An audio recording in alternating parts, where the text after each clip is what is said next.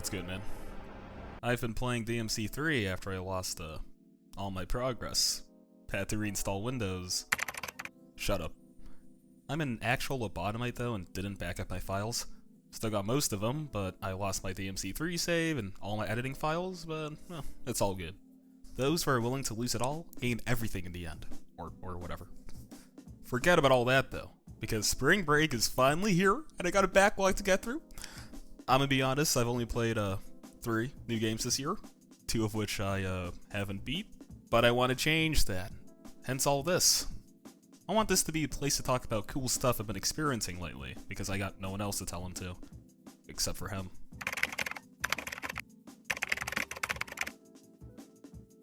Yeah. I just want to talk about some games that have been on my mind recently. I've only actually finished one of them. But hey, I have the right to speak about things I know barely anything about. That's what it means to be a video essayist.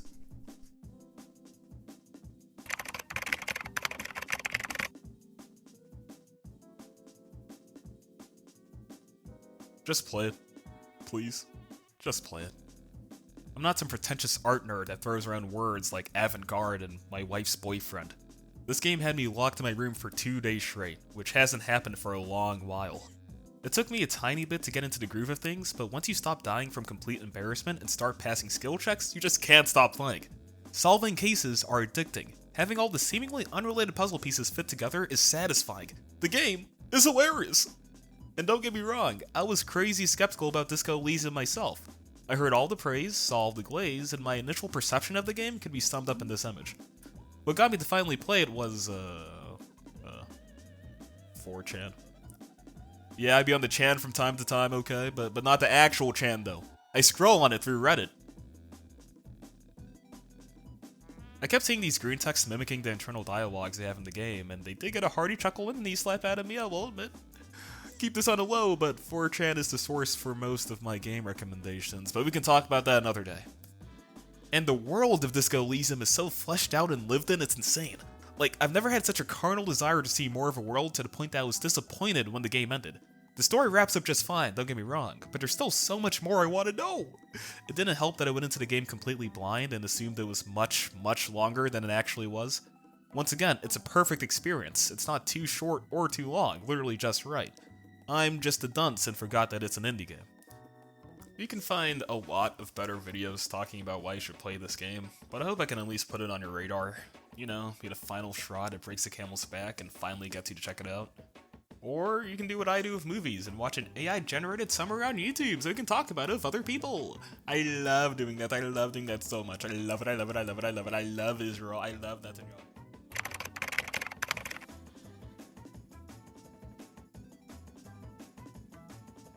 I don't have much to say about this one. I'm only on the 3rd stage, so no spoilers.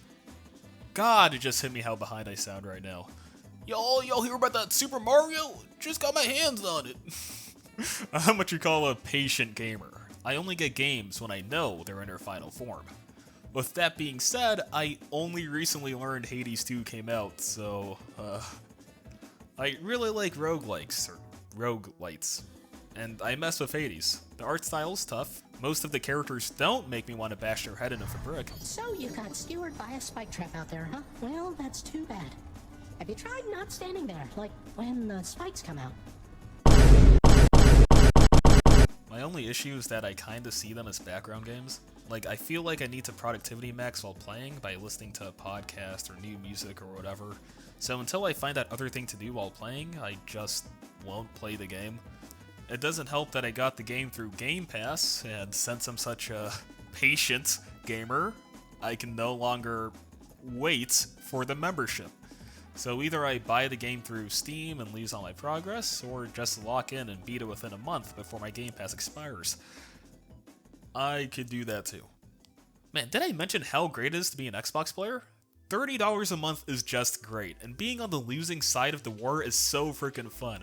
Putting my life on the line for a bunch of bums is an amazing feeling. I hope Microsoft gets blown up.